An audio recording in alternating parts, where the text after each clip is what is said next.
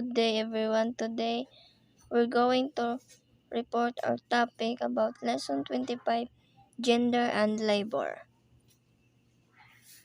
Definition of term: labor, activities pertaining to developing goods and delivering services for economic reasons.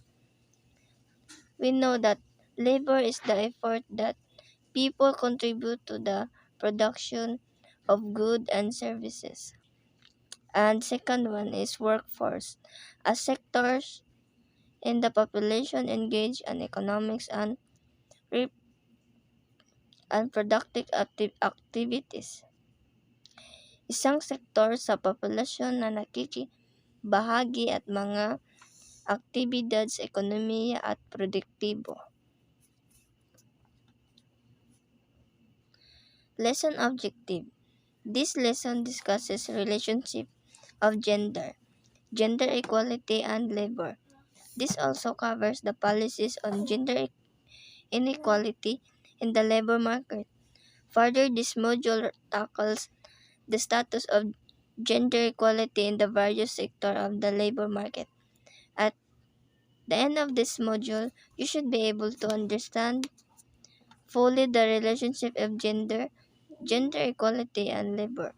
Determine the status of gender equality in the various sectors of the labor market and comprehend salient policies on gender equality in the labor market.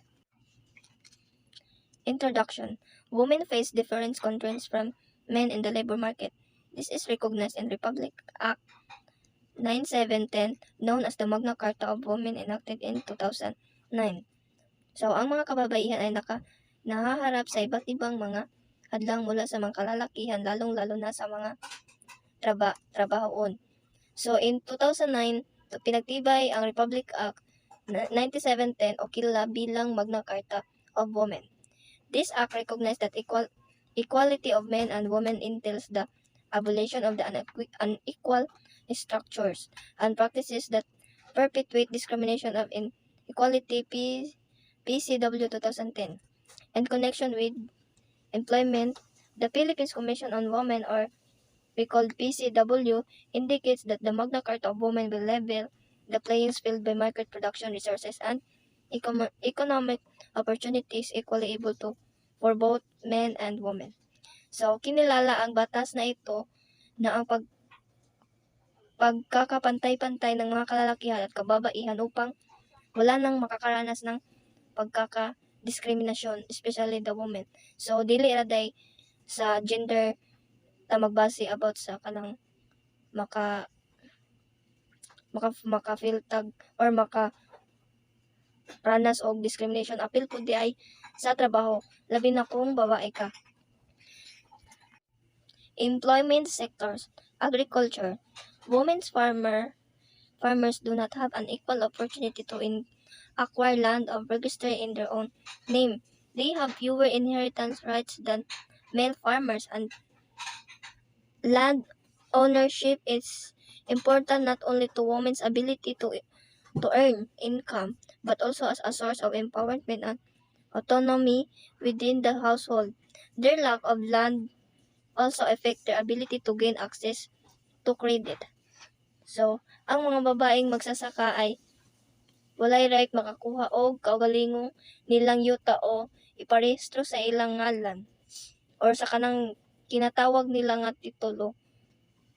Mas less gyud ang ilang rights para makakuha og ilang pamana o mapangalan sa ilahang ang ilang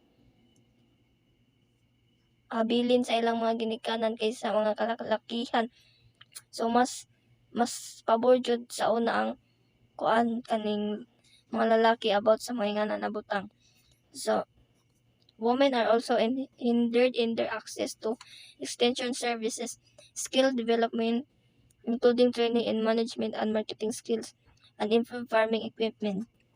They require special assistance to achieve equal access, and this can be achieved through gender-specific action plans that targets the needs of women farmers and gender is mainstreaming that is monitored for effectiveness to ensure that women share appropriately in the sector's growth.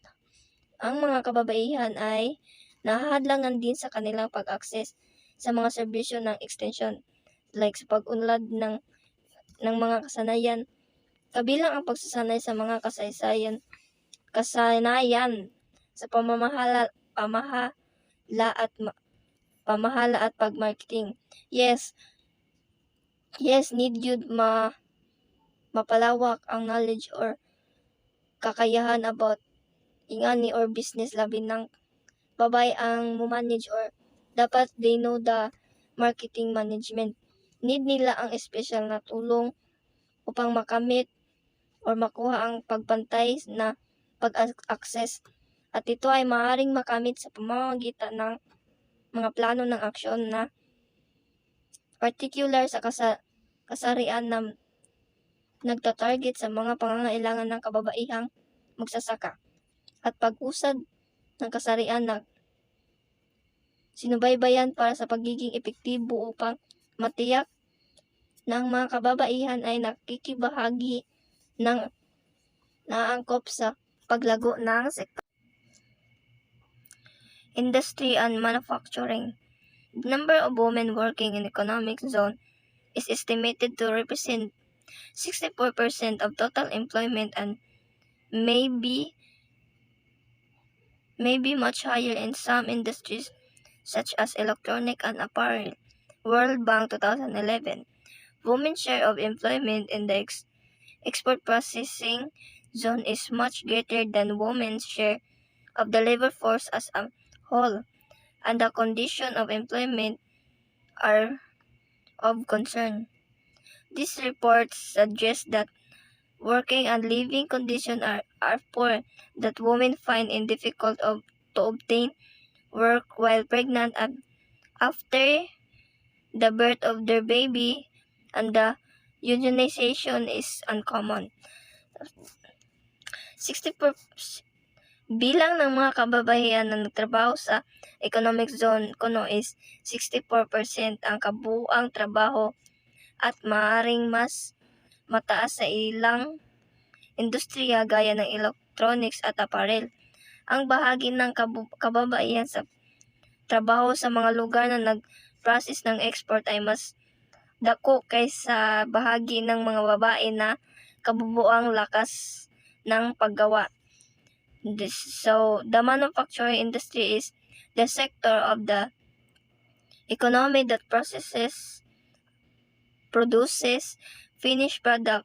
This can be compared to primary industries that produce raw materials and service industries that produce intangible value. Terrorism. It appears that terrorism planning has not included women or has had insufficient regard to gender issues. Within the tourism industry, relatively few women have the educational qualification or foreign language skills to compete for front house position in the hotel industry. As a tour guides or in travel agency, and women are more likely to be employed as housekeeper, waitress, or similar low-level position. Targeted educational program could provide women with the necessary qualification to climb the job ladder, which could progressively help to rectify the imbalance between work opportunity for men and women and eliminated gender gaps in tourism employment. Okay, so business processing outsourcing. The Philippines Information Technology Business Process Outsourcing Roadmap 2011 to 2016 is not gender responsive and does not address women's constraints in accessing higher paid work in non-voice services or the likely growth in information technology and engineering. So this matters, as well as the pay differentials between men and women and employment conditions require specific government attention. So more than 50% of world's population is made up of women, but their contribution in the workplace and global economic growth remains underrepresented. So macroeconomic gains from gender equity. Men continue to lead in terms of labor force participation, while women do the majority of unpaid work. So historically, women have been stereotyped as weaker than men, and this belief continued to resonate in the modern workplace. And the primary role of the female was seen as a caregiver, and the male was considered the provider. Government services. Public sector employment is an important source of jobs with better pay and conditions for women than many other industrial sectors. But women are constrained by being predominantly employed in traditional gender stereotype caregiver sector government occupations such as health and education, and they are underrepresented in the higher paying subsectors. The Philippines has strong gender mainstreaming programs which has given women greater access to government employment generally, but women in the civil sector may still be underpaid given their levels of education, experience, and ability. So, the government do for women's equality by reducing abuse against women and implemented special steps to tackle women and girls trafficking, domestic violence, and sexual harassment. So, it has stepped up attempts at incorporating and integrating gender into policy making. So the government help in gender protection by the support to training and employment program for women to ensure sustainable employment and income generation for marginalized and assetless rural and urban poor women across the country. Entrepreneurship. There has been a rapid surge in the number and proportion of female entrepreneurs in developing countries. Menity and Nod 2010 280. Studies indicate that female-led MSMEs increase employment opportunities for women and contribute to wider development goals ADB and ILO 2013-8. One survey indicated that women entrepreneurs are more likely than men to be motivated by necessity. These are livelihood-oriented entrepreneurs attempting to escape unemployment. So, the role of gender in entrepreneurship is that males perform better than females in competitive environment because a study of 105 female entrepreneurs and 69 male entrepreneurs found that female entrepreneurs have a higher demand for autonomy and the experience of new things, which are also masculine gender role traits. Salient policies on gender equality in the labor market. The Philippines has ratified 34 ILO conventions and is party to all of the fundamental United Nations human rights covenants and conventions. The country's 1987 constitution has enshrined these rights in Section 3, Article 13, Bill of Rights, and in Section 14, Article 2, which ensures fundamental equality of women and men before the law. Article 3, Chapter 1 of the Labor Code, as well as Republic Acts 6,725 and 7,192, 7,877, and 8,551.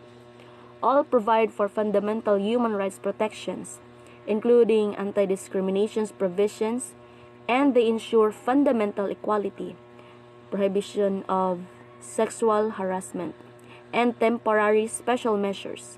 The Philippines Anti-Sexual Harassment Act number 7877 of 8 February 1995 is an example of good legislative practice.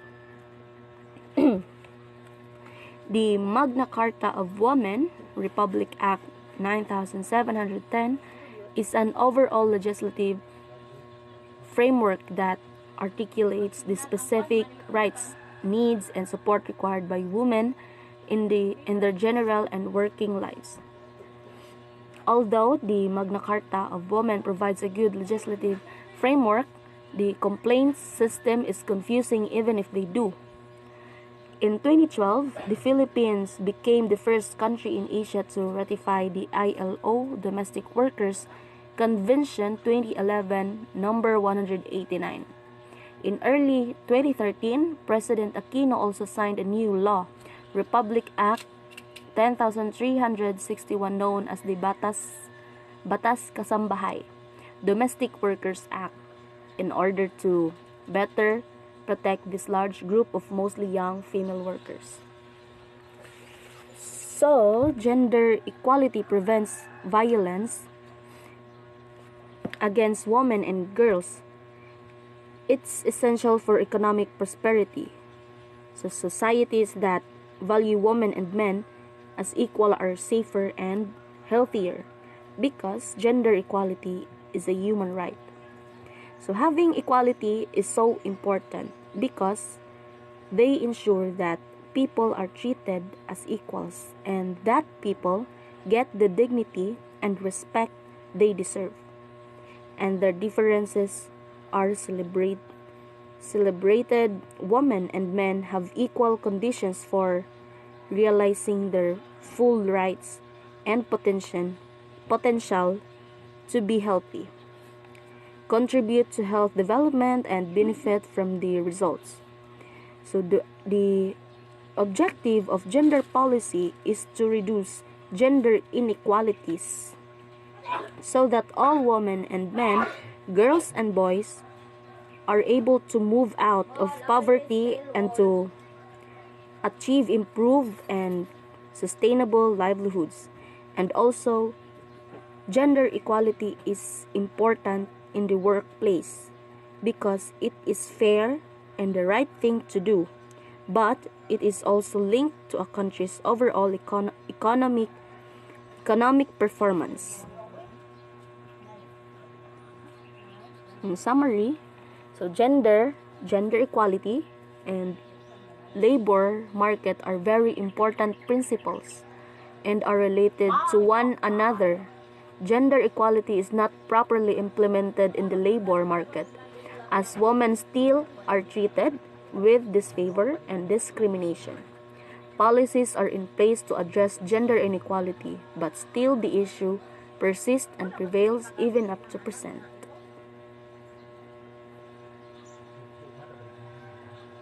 Thank you.